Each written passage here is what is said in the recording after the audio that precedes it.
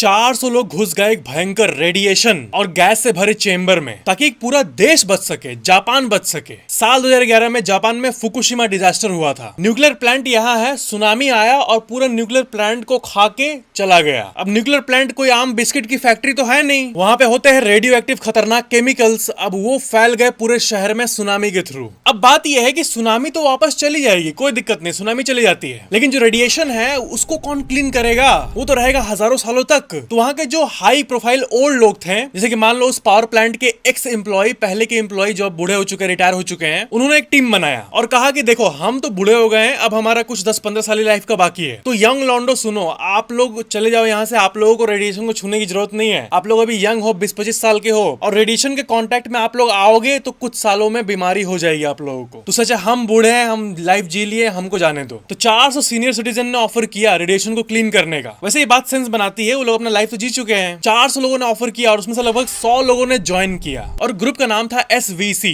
Skilled veteran corps. सारा radiation वगैरह अपने रिस्क पे क्लीन कर दिया और जापान को सेफ बना दिया। आपको एक फैक्ट पे यकीन नहीं होगा भाई, इसी फुकुशिमा डिजास्टर को देख के जर्मनी देश जो है वो सारे न्यूक्लियर प्लांट और सारे न्यूक्लियर चीज को अपने देश से हटा दिया। और फुकुशिमा डिजास्टर को देख के ही जर्मनी ने ये डिसीजन लिया। ये देखो रेफरेंस, देखो समुद्र के किनारे अगर पावर प्लांट है, सुनामी आया भयंकर, पूरे शहर में रेडिएशन फैला दिया, ऐसा घटना तो हो सकता है। इसलिए जर्मनी ने कहा कि भाड़ में गया टेक्नोलॉजी, नहीं चाहिए हमें न्यूक्लियर पावर, हम विंड से और कोयले से ही बिजली बनाएंगे अपने देश के लिए, लेकिन न्यूक्लियर नहीं इंस्टॉल करेंगे। और अप्रैल 2023 के बाद सारे न्यूक्लियर पावर प्लांट को क्लीन कर दिया गया, यानी नॉर्मल बिल्डिंग बना दिया गया। उसके अंदर का सारा रेडिएशन वाला केमिकल वगैरह सब कुछ को देश के बाहर बेच दिया गया। वैसे एक बात बता दूं, जहां पे फुकुशिमा प्लांट है जापान वाला, जहां पे डिजास्टर हुआ था, वो 2051 तक क्लीन होगा। वो क्लीन नहीं हुआ है, बस काम चलाओ क्लीन कर दिया था उन बूढ़े लोगों ने, लेकिन एक्चुअल में फुल्ली क्लीन होने में उसको 2051 लगेगा। और आप देख सकते हो कि 2050 तक का क्लीनिंग प्लान को बना दिया गया है। उसके बाद ही वो जगह फिर से यूज करने के लिए सेफ होगी। भाई इंडिया में भी लेकिन साउथ में न्यूक्लियर प्लांट्स है जो कि समुद्र के पास है। न्यूक्लियर प्लांट्स को सुनामी का रिस्क देख के ही बनाना चाहिए भाई, उतना स्ट्रेंथ उसको देना चाहिए कि सुनामी से वो बिल्डिंग टूटे ना। लाइक सब्सक्राइब जरूर करना।